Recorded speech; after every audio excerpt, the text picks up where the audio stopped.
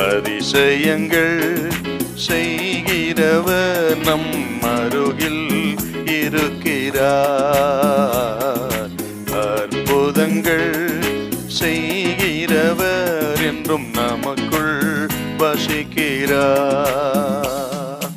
லூக்கா 21:7 அவர்கள் அவரை நோக்கி போதகரே இவைகள் எப்பொழுது சம்பவிக்கும்?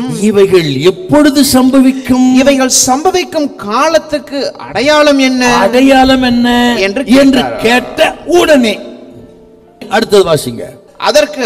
அதற்கு அவர் நீங்கள் வஞ்சிக்கப்படாதபடிக்கு எச்சரிக்கையாயிருங்கள். ஆண்டவர் ஏன் அவசரப்படுகிறார்? என்ன கேட்கிறாங்க அவங்க? எப்பொழுது சம்பவிக்கும், அடையாளம் என்ன? இதை கேட்டவன சொல்ற வஞ்சிக்கப்படா எச்சரிக்கை. என்ன அர்த்தம்னா, இந்த அடையாளத்தை தேடுகிறவர்களும் அற்புத அடையாளங்களை தேடுகிறவர்கள், குறிப்பை தேடுகிறவர்கள், வருகைக்கான அடையாளமே செய்தி என்று நம்பி அலைகிறவர்கள் தான் வஞ்சிக்கப்பட்டு போவதற்கு மிக அதிக வாய்ப்பு என்று ஆண்டவர் கண்டு உடனே சொல்றாருங்க, வஞ்சிக்கப்படாதிருங்கள். அடையாளங்கள் தேவை இல்லைன்னு சொல்லல. 666 யாரு? இது எப்ப நடக்கும், அது எப்ப நடக்கும், 7வது கலசம் என்ன, 3வது கலசம் என்ன, இது என்ன காலம்? அடையாளங்களை அறிந்து கொள்வதில் தவறில்லை. தேவனுடைய காரியங்களை அறிந்து கொள்ள ஆசைப்படுவதில் தவறில்லை. அதே நேரத்தில் நாம் அடையாளங்களை அல்ல, ஆயத்தமே நமக்கு முக்கியம். அடையாளங்கள்லாம் இருக்கட்டும், ஆயத்தமா இருக்கிறோமா பாருங்க. அதனால ஆண்டவர் பாருங்க அவசரப்படுறாரு.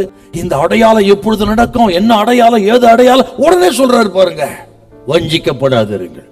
ஏன்னா அப்படிப்பட்டவர்கள் மிக எளிதிலே வஞ்சிக்கப்பட்டு போவார்கள் என்பதை அப்பன் இயேசு தீர்க்க தரிசனமாய் கண்டு சொன்ன வார்த்தை, வஞ்சிக்கப்படாதிருங்கள்.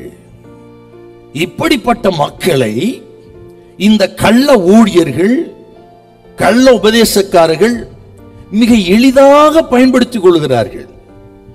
இது ஒரு அட்வான்டேஜ் எடுத்துக்கிறாங்க.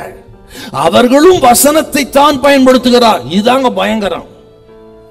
அவர்களும் வசனத்தை தான் பயன்படுத்துகிறார்கள். இப்படி ஆர்வத்தோடு இருக்கிறார் என்பதை தவறாக பயன்படுத்துகிற ஒரு போதனைகள், உபதேசங்கள், கள்ள ஊழியர்கள் பெருகிவிட்டார்கள்.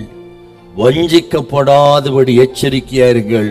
தேவ பிள்ளைகளே, அடையாளங்கள் இருக்கட்டும், ஆயத்தப்படுவோம். கர்த்தரின் வருகை மிக சமீபம். அல்லேலூயா, அல்லேலூயா.